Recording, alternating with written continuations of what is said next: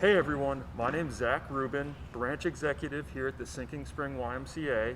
Welcome to week 3 of the YMCA Strong program. The theme this week is movement, and I am joined by my good buddy here, Mr. Josh Bushkie, director for the Parisi Speed School here at the Sinking Spring YMCA. Hey Josh, how you doing, man? I'm doing well. How are you doing today, Zach? Good.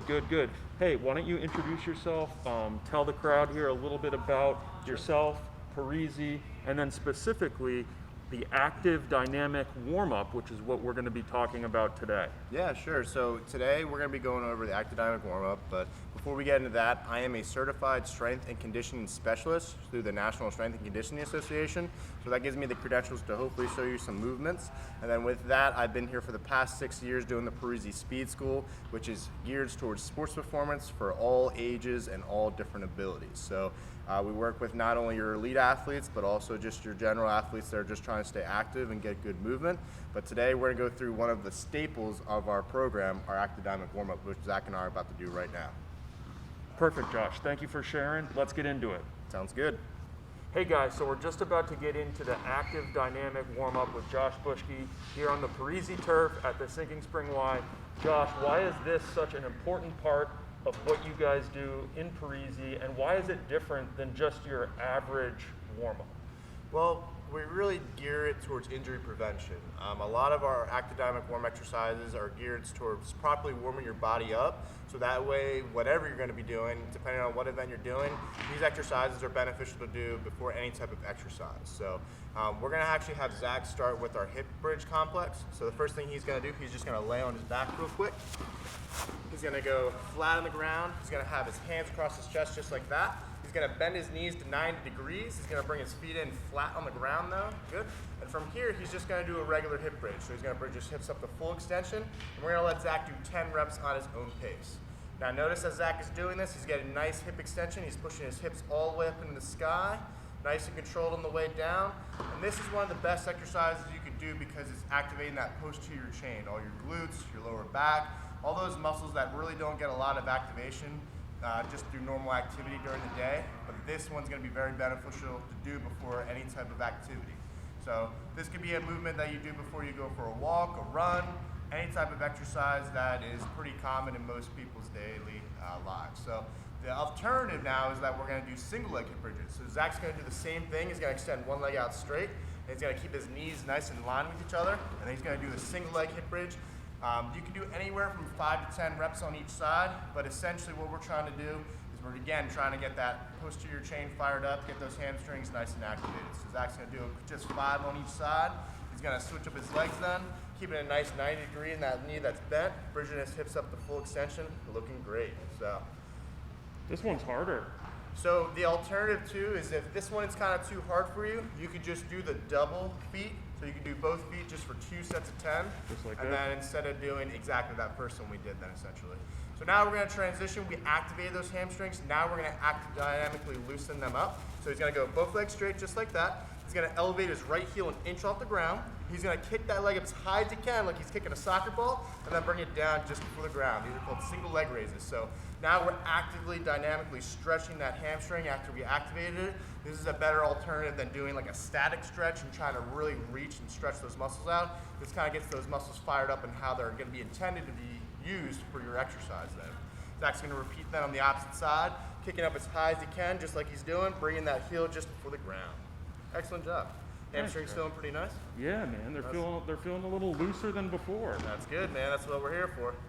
So once Zach's done then, he's going to move on to our next exercise. He's actually going to lay on his side, face the camera real quick.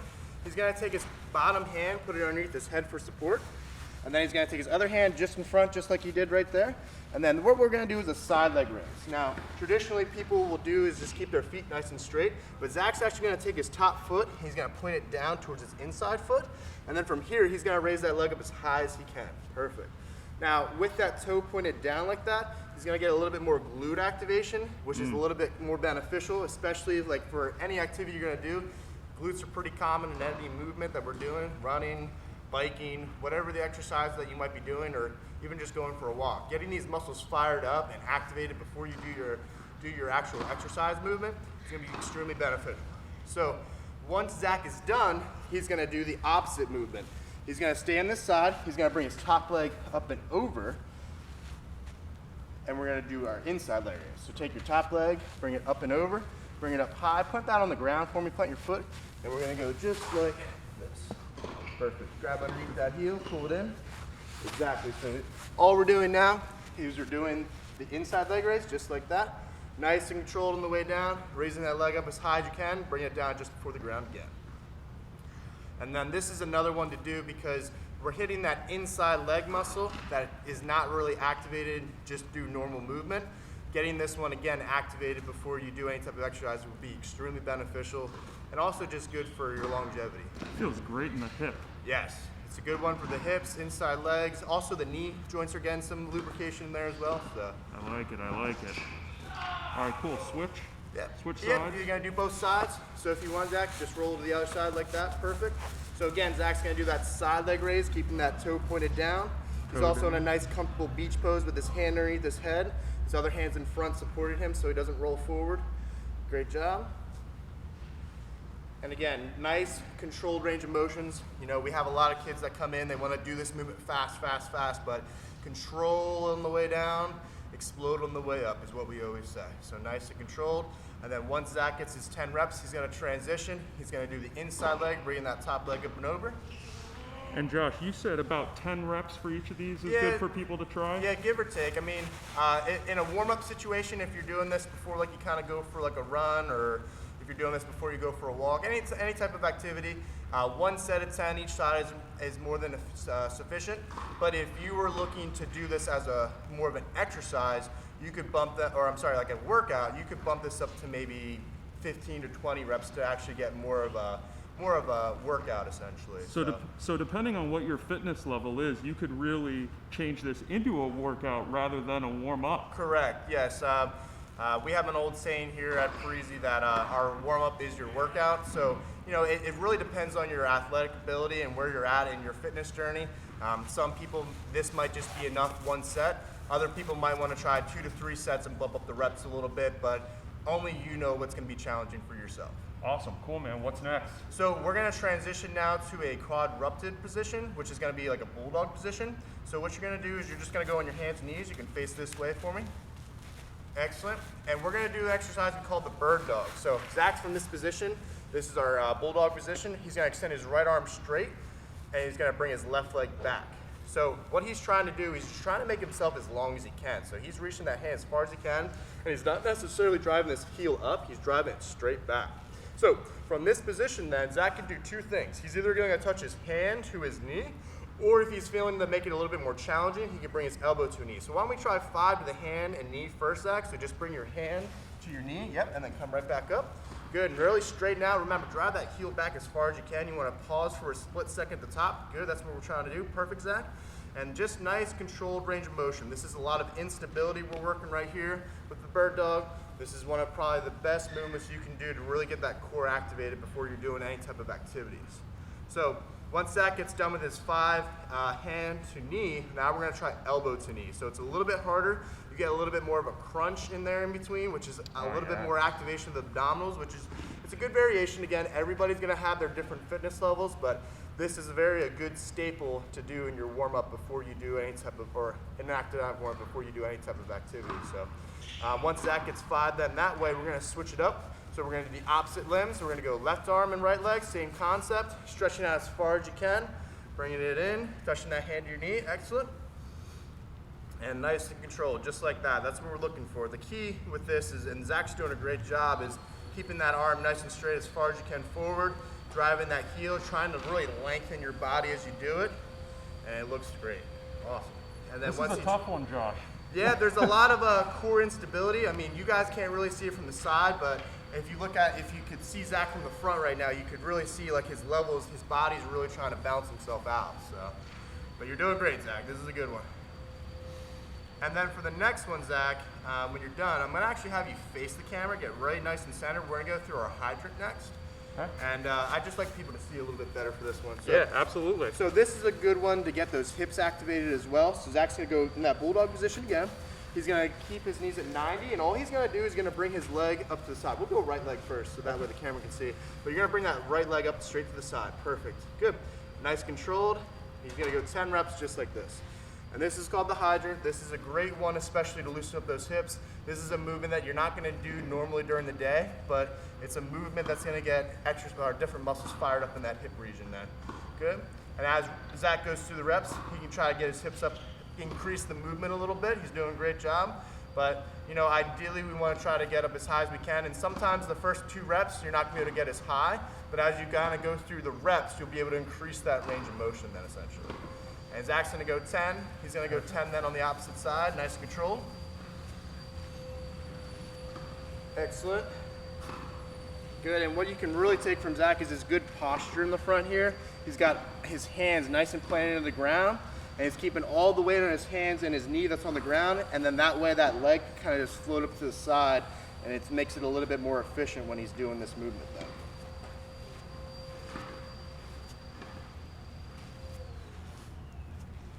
Great job, Zach. Perfect. All right, so we're gonna do a different variation of the hydrant.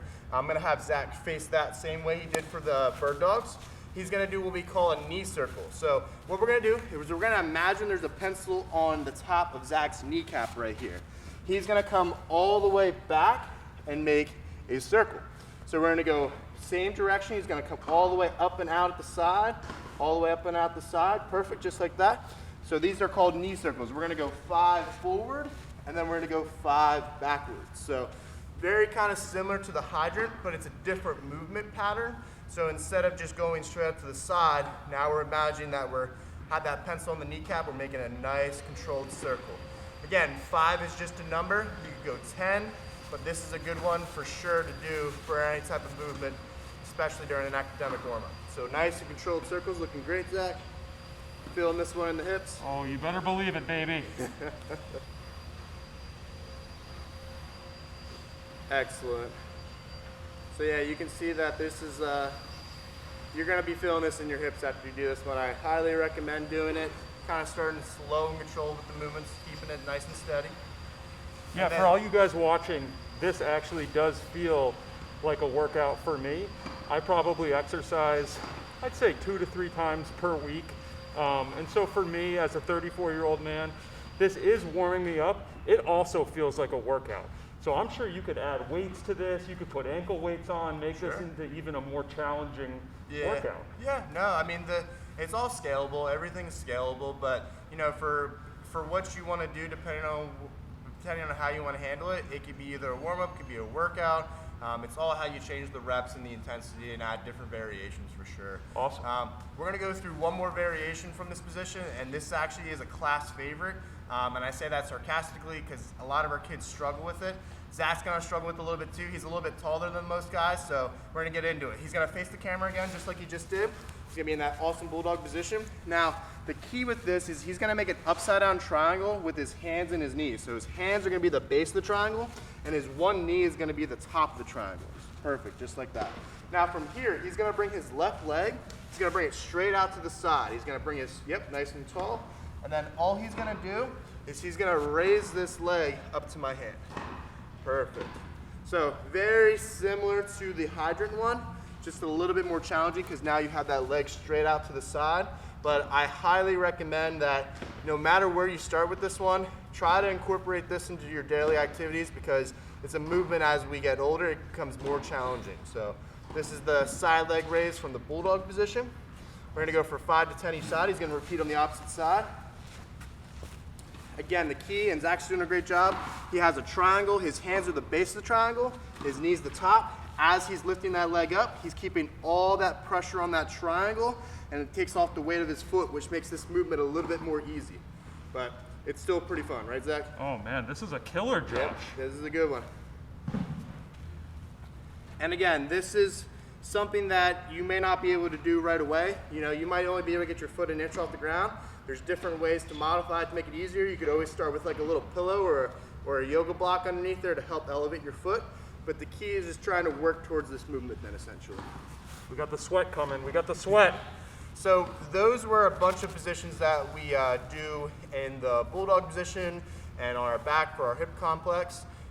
We're actually going to take a little break. We're going to transfer or change the camera angle so you can get a better view of our stand-up exercises next, essentially. Awesome, sounds great. Stay tuned. All right, so Josh, we just spent some quality time on the ground. I'm guessing we're going to be standing up now. What's next? That is correct. So what we're going to go through now is actually the first part of academic warm-up. Sometimes I like to switch them up for our athletes because I think people get better activation doing those hip muscles and those lower back movements before you kind of get into this movement. So the first thing we're going to do is we're going to do the amazing squat. The squat is something that is very fundamental in movement, and I think sometimes people are very intimidated by it because of achy knees, pain in the back. But really what we're going to do is we're going to show you a staple or a bulletproof way so that you can squat safely and effectively. So you can use any type of seat, any type of bench, any type of chair in your house. We're at the speed school, so we have a nice bench right here. But essentially what we're going to do is we're going to have Zach come right in front. And then to make this movement super efficient, he's going to get his arms out straight in front of him. And then all he's going to do, he's going to lightly come down. He's going to shoot back in his hips. He's going to come down, lightly tap that bench, and he's going to stand up tall. As he's doing this, a lot of people will say, you know, keep your weight on your heels. I'm going to say distribute that weight evenly through the feet, keeping a nice pressure on his back, nice and controlled. So yeah, essentially what we're doing right now is this is just a modification. This is teaching Zach where he needs to come down to squat to get a nice range of motion, and then that box is there to tell him, hey, this is low enough, come up nice and tall. Generally, for health and safety, 90 degrees in the knee is completely safe. There's nothing wrong with going below 90 unless you have pain or discomfort in your knee. But for the average exerciser, 90 degrees is fine. You're getting a nice activation. So Zach just did 10. It looks great. Now what we're going to do is we're actually going to just move the box out of the way. Now this would be kind of the next level. You know, you've been doing your box squats for a while. You feel like you have the stability and you have the muscle memory to kind of say, hey, that's as far as I need to come down. Now we're gonna have Zach do just a regular air squat. So again, he's gonna keep those arms just in front, just like he did. What those arms do is they kind of act as a counterbalance. So that way he can get in that nice squat position just like so. So it looks great, Zach. Now that he has that muscle memory of how low he should be coming, he has great range of motion. He's doing this in khakis too, ladies and gentlemen. He's looking great while he's doing it. Oh, you're gonna make me blush, Josh. That's what the face mask is covering up.